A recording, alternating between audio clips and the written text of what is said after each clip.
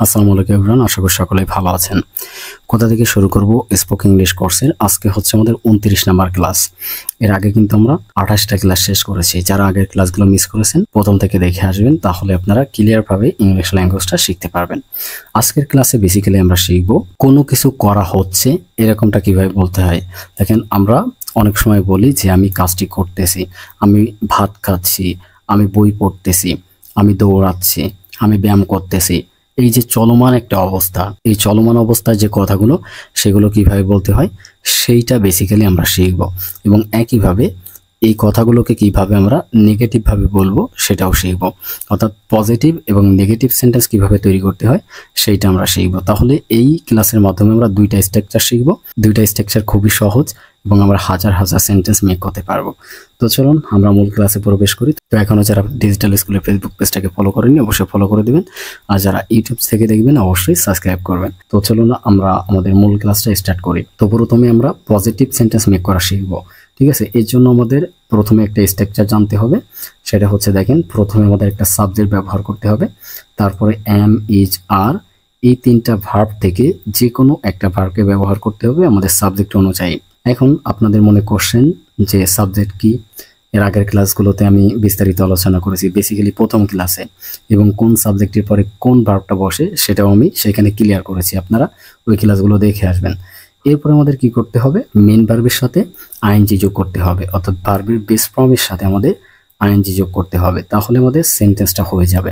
আমরা এক্সাম্পলের মাধ্যমে দেখি, তাহলে বিষয়টা ক্লিয়ার হবে। দেখেন, আই অ্যাম ডুইং, আমি করতেছি, কি করতেছি সেটা বলা নেই। আমরা ছোট্ট ছোট্ট সেন্টেন্স মেক করা শিখতেছি, এই জন্য কি করতেছি এটা এখানে আমি বলি নাই। যেমন আমরা বলতে পারি যে আমি ফুটবল খেলতেছি, তাহলে আমাকে বলতে হবে আই অ্যাম প্লেইং ফুটবল। অথবা আমি ধরুন বললাম যে আমি কাজটি করতেছি, I am doing the work. The work এখানে হচ্ছে এক্সটেনশন বা অবজেক্ট। তো আমরা এখানে ছোট সেন্টেন্স মেক করা শিখবো, এর পরবর্তীতে আমরা এই বড় সেন্টেন্স কিভাবে মেক করতে হয় সেটা আমরা শিখবো, ঠিক আছে? তো তাহলে এই সেন্টেন্সে দেখেন, প্রথমে আমরা সাবজেক্টকে ব্যবহার করেছি, সাবজেক্ট হচ্ছে আই, এরপরে এম কে ব্যবহার করেছি, যেহেতু আমাদের আই সাবজেক্টের পরে সবসময় এম ভার্বটা বসে, ঠিক আছে?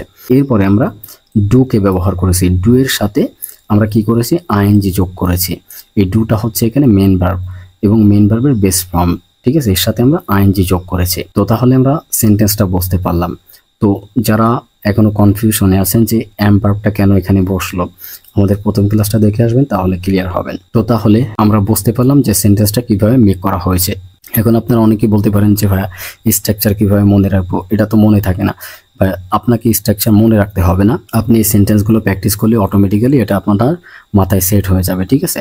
তো পরবর্তী সেন্টেন্সগুলো দেখি আমরা একটু। উই আর ডুইং, আমরা করতেছি। ইউ আর ডুইং, তুমি করতেছো। ইউ আর ডুইং, তোমরা করতেছো।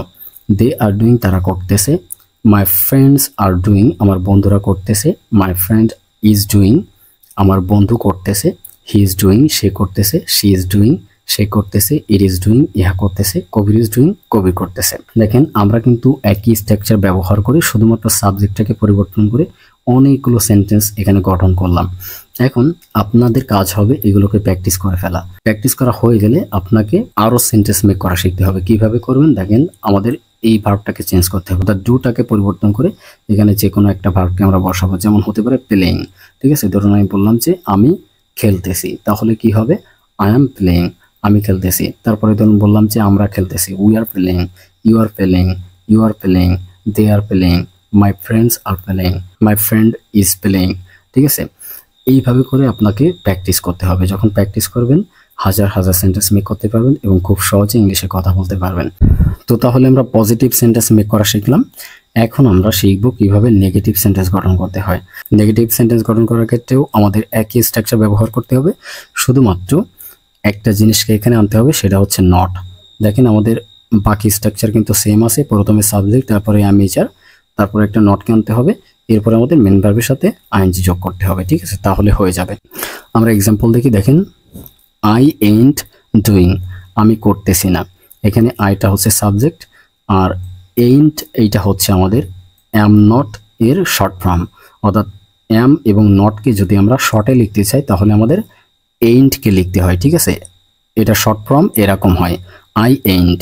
আর আপনারা যদি চান যে না লং ফর্মে প্র্যাকটিস করবেন, তাহলে অ্যাম নটকে বলতে পারেন, অর্থাৎ আই অ্যাম নট ডুইং, আমি করতেছি না, এটাও আপনারা বলতে পারেন, ঠিক আছে? কোনো সমস্যা নেই।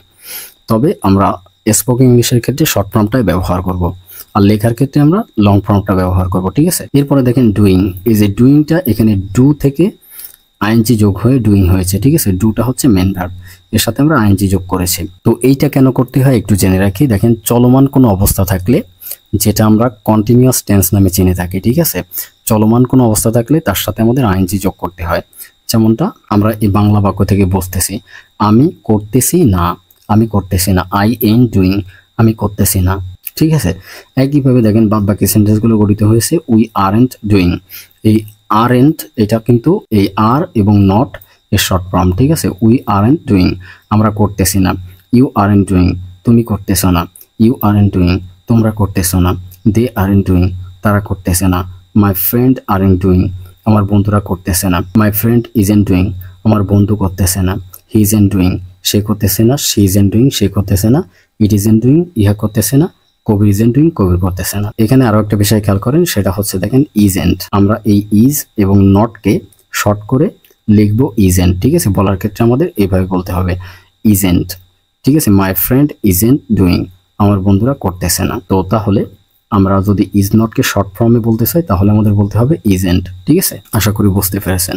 তো এইভাবে আপনারা চাইলে কিন্তু এই সেন্টেন্সগুলো প্র্যাকটিস করে হাজার হাজার সেন্টেন্স গঠন করতে পারেন। এরপরে আরও সেন্টেন্স কীভাবে মেক করবেন, আপনাদেরকে যেটা করতে হবে, এই ডুটাকে এখান থেকে বাদ দিয়ে দিতে হবে, এখানে অন্য একটা ভার্বকে বসাতে হবে। যেমন ইট। ঠিক আছে, আমি খাইতেছি না, তাহলে কি হবে, I ant eating, I ant eating, ইটের সাথে আইএনজি যোগ করতে হবে। উই আরন্ট ইটিং, আমরা খাইতেছি না। ঠিক আছে, তো এইভাবে করে আপনারা পরিবর্তন করে করে প্র্যাকটিস করবেন।